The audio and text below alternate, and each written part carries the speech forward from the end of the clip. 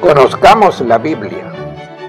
Cartas de San Pablo con el padre Claudio Doglio.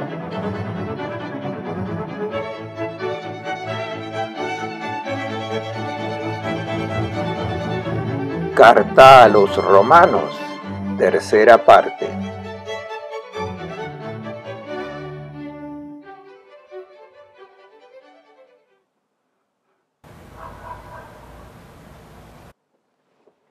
A causa del pecado de Adán, todos son pecadores, pero la justicia de Jesucristo, todos son llevados a una buena relación con Dios. A todos se les da esta oportunidad.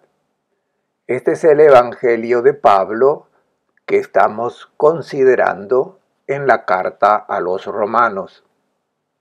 En la primera parte, el apóstol destruye una mentalidad religiosa que cree que la salvación es merecida por las propias obras, diciendo que es posible solo a través de la gracia. Los primeros 5 capítulos de la carta a los Romanos se centran en la humanidad en general. Todos han pecado, todos pueden ser llevados a una buena relación con Dios. En cambio, en los capítulos 6, 7 y 8, San Pablo se centra en vez en el grupo de los cristianos, es decir, en los que han aceptado expresamente la salvación de Cristo. ¿Qué diremos entonces? Es su forma habitual de cambiar de tema y de atraer la atención del lector. ¿Que debemos seguir pecando para que abunde la gracia? Ya había dicho, allí donde abundó el pecado, sobreabundó la gracia. Es decir, en la naturaleza humana sobreabunda la gracia de Cristo. El pecado ha llevado a la muerte, por tanto, la gracia debe reinar para llevar a la justicia y a la vida eterna. Es absurdo, por tanto, seguir permaneciendo en pecado después de haber obtenido la gracia. Pablo destaca la condición cristiana como la situación del bautizado y comienza reflexionando sobre el sacramento del bautismo como el acontecimiento fundamental de la vida de la gracia.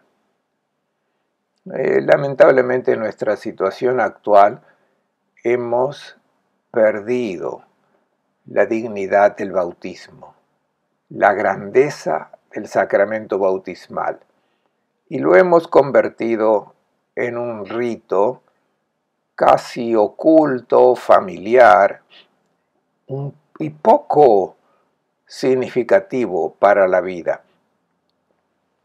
Es necesario recuperar la importancia fundamental que tiene el bautismo en la vida de una persona. Debemos tener en cuenta que en el caso de Pablo y durante muchos siglos, todos los cristianos fueron bautizados de adultos y el bautismo fue una elección personal, responsable de la persona que cambiaba su vida. Pidiendo el bautismo, la persona tenía la intención de adherirse totalmente a Cristo, y también el rito ayudaba a entender el significado, porque la palabra bautismo en griego significa inmersión. Indica un gesto en el que la persona desciende en el agua. En realidad, desciende en el agua hasta que se sumerge bajo el agua, totalmente bajo el agua, en una condición de muerte, porque si permanece bajo el agua durante mucho tiempo, muere. La escena en la que el catecúmeno, el que se preparaba, bajaba a la piscina bautismal, se hundía hasta el fondo y luego resurgía a una vida nueva. Significaba la participación en la muerte y resurrección de Cristo. Esta idea es importante. Nosotros recibimos solamente la idea del lavado. 2 gotas de agua en la cabeza del niño evocan un lavado. Pero antes de ser un lavado, el bautismo es una inmersión, es una participación en la muerte de Cristo, enterrado con Él en el fondo del agua para resurgir con Él a la nueva vida.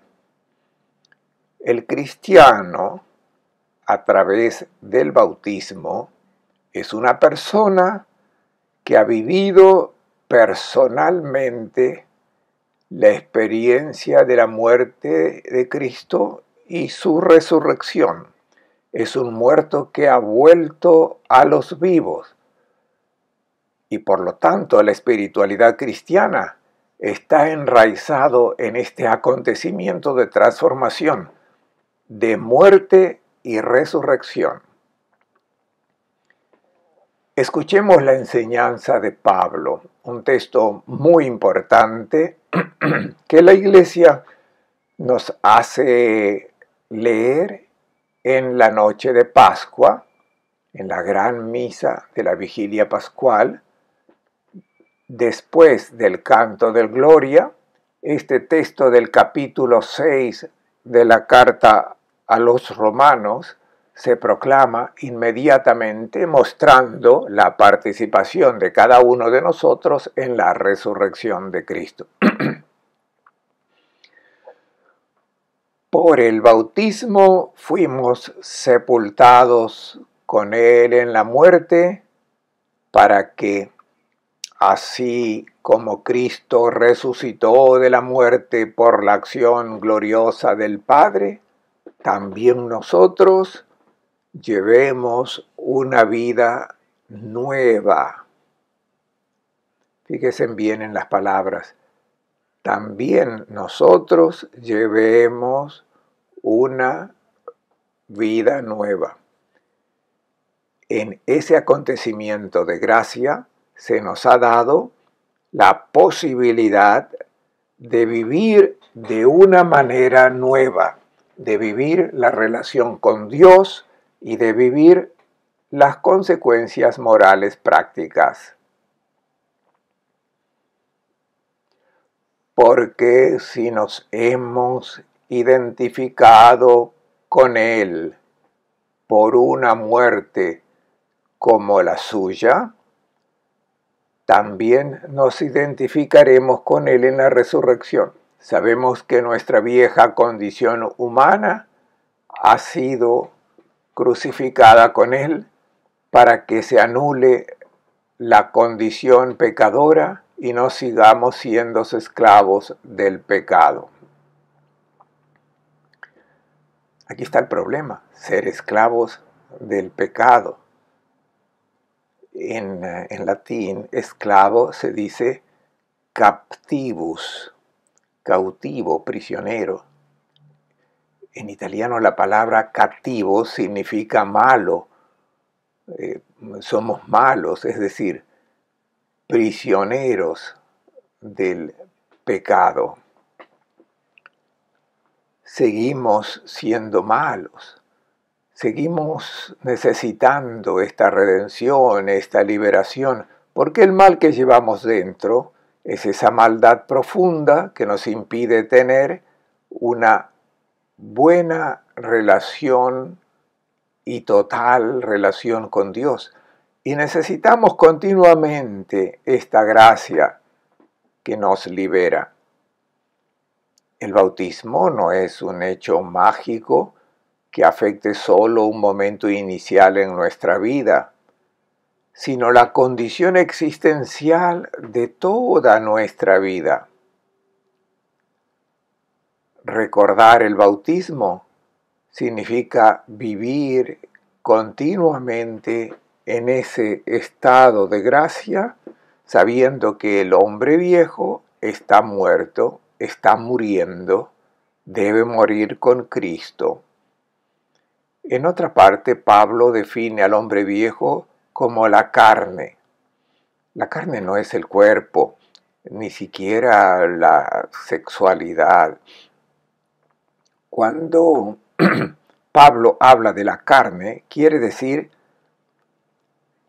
el instinto negativo, algo parecido a lo que llamamos carácter, cuando decimos, soy así, ¿qué le voy a hacer? Estoy hecho así, es mi carne, mi instinto, mi carácter. Y generalmente digo que soy así cuando se me acusa de algo, cuando se me acusa de contarme mal y veo que no puedo evitarlo. ¿Nunca se te ocurrió decir, no puedo evitarlo? Es más fuerte que yo. ¿Qué es lo que es más fuerte que tú? El pecado que está en ti, el hombre viejo, la carne. Pero entonces todavía no está completamente muerto. En el agua del bautismo, ese hombre viejo que estaba en nosotros no está ahogado, no está acabado. Todavía estamos en esta fase sacramental de descender a la muerte de Cristo para resucitar con Él a la vida nueva. En oposición al hombre viejo, Pablo habla del hombre nuevo y en contraste con la carne muestra el espíritu. El espíritu es el Espíritu Santo. Es la persona de Dios que ha sido derramada en nuestros corazones. Es una fuerza que viene de arriba. Es una fuerza distinta a nosotros. Es la gracia de Dios. Es su amor que desde dentro nos hace vivir de una manera nueva. Entonces la persona se enfrenta a su propio carácter, a su carácter natural, a su carácter instintivo, inclinado al mal, y se enfrenta a la gracia del Espíritu Santo que desde dentro libera y hace a la persona capaz de una nueva vida. En el capítulo 7 el apóstol presenta la lucha interior, un texto muy hermoso que está influenciado por la literatura clásica y desarrolla una línea de razonamiento con profundidades psicológicas inesperadas.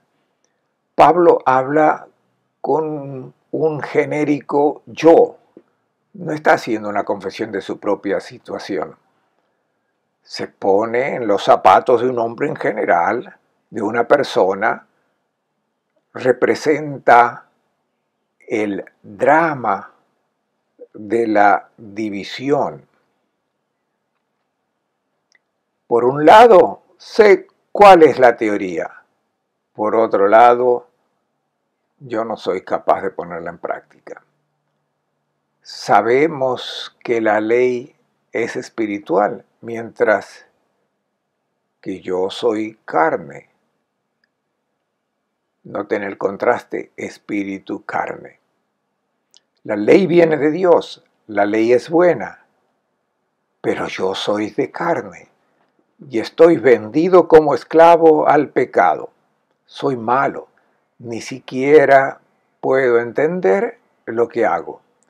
De hecho, no hago el bien que quiero, sino que practico el mal que no quiero. Si hago lo que no quiero, sé que la ley es buena, pero entonces no soy yo quien lo hace, sino el pecado que habita en mí. Sé que el bien no vive en mí.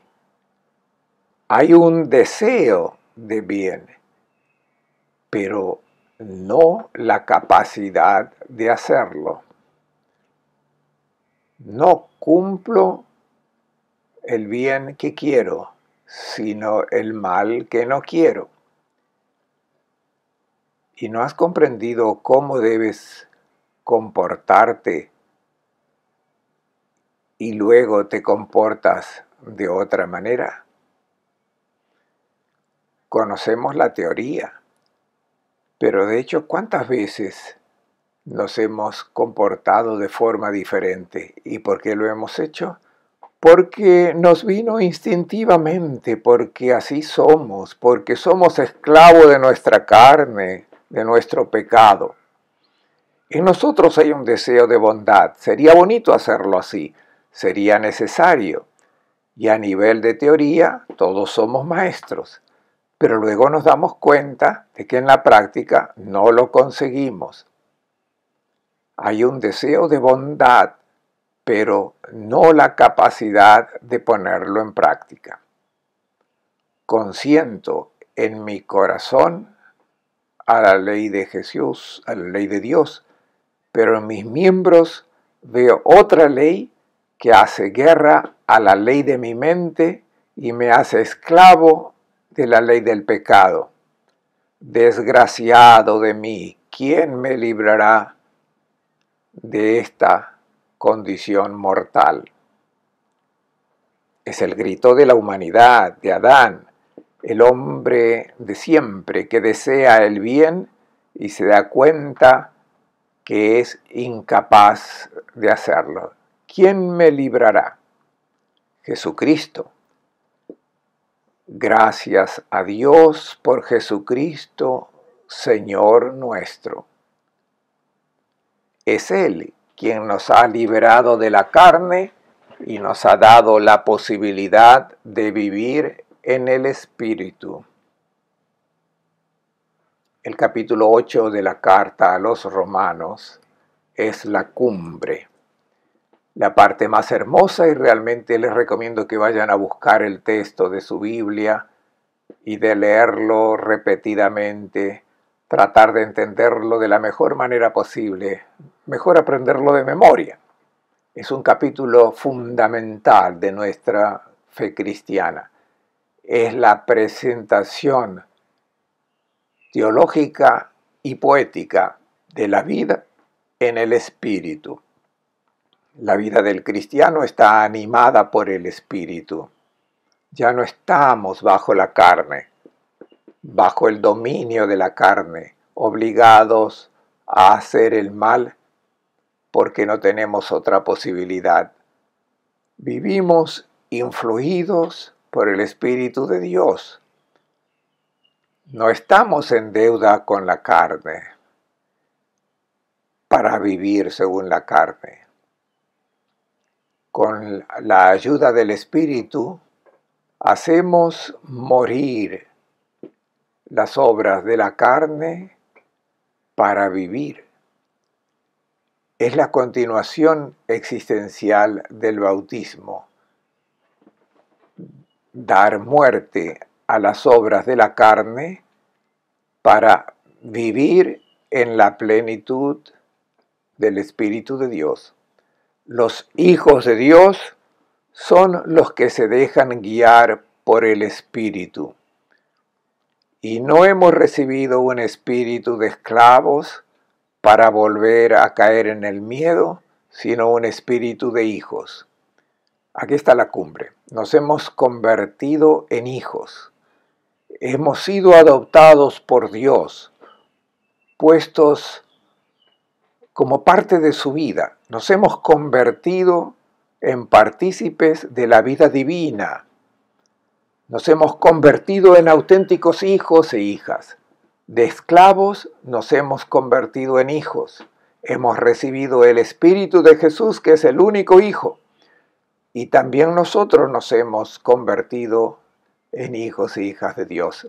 Hemos recibido el Espíritu que dentro de nosotros grita Abba, una fórmula aramaica que Pablo conserva. Fórmula que utilizaba Jesús en su oración filial. Fórmula que usan los cristianos porque se han convertido en hijos e hijas y claman papá. Es el Espíritu de Jesús que clama desde dentro de nosotros el afecto filial a Dios. Si somos hijos, también somos herederos, herederos de Dios y coherederos con Cristo. Si compartimos su pasión, compartiremos su gloria. Hemos sido salvados en la esperanza y estamos destinados a la gloria, es decir, que todo no se ha cumplido todavía. Existe una situación terrenal de dificultad donde el pecado todavía tiene un papel y por lo tanto la lucha no ha terminado. Hemos sido salvados en la esperanza, no en la ilusión. La esperanza es la expectativa cierta de lo que se ha prometido, y el que prometió es fiel, garantiza. Ya hemos sido salvados en el pasado y sin embargo seguimos esperando que se cumpla el futuro porque toda la creación está esperando este cumplimiento de la promesa de Dios. Toda criatura, toda la creación está sometida por el hombre a la corrupción, a la insignificancia. Y todos esperan esta redención. La humanidad y toda la creación anhelan la liberación plena para poder alcanzar esa amistad profunda e intensa con el Señor. ¿Qué podemos decir? Si Dios está de nuestra parte, ¿quién estará en contra? El final del capítulo 8 es de un esplendor lírico, de confianza. Dios está de nuestra parte. Maravillosa definición. Dios está a favor nuestro. Y entonces, ¿quién estará contra nosotros? Los sufrimientos que todavía encontramos no son un obstáculo, no son una contraprueba, no prueban que la salvación no funciona. Los sufrimientos que todavía debemos pasar no impiden el cumplimiento. El esfuerzo por la gloria llegará a su fin. ¿Quién nos separará del amor de Cristo? ¿Quién podrá separarnos de la obra de amor realizada por Dios en Cristo Jesús? Las dificultades de este mundo. Pablo enumera 7: tribulación, angustia, persecución, hambre, desnudez, peligro, espada. ¿Nos podrán separar estas cosas? Piensen que la última, la espada, será la que 10 años después de escribir estas palabras le cortará la cabeza a Pablo. Y esa espada que le corta la cabeza lo puede separar del amor de Cristo. De hecho, será esa misma tribulación la que lo llevará a la unión definitiva con Cristo. En todas esas circunstancias salimos más que vencedores. Por nuestro propio mérito, no. Gracias al que nos amó. Pablo concluye con una declaración personal muy intensa. Estoy seguro, esta vez enumera 10 realidades cósmicas, que ni muerte ni vida, ni ángeles, ni potestades, ni presente, ni futuro, ni poderes, ni altura ni hondura, ni criatura alguna, nos podrá separar del amor de Dios manifestado en Cristo Jesús, nuestro Señor.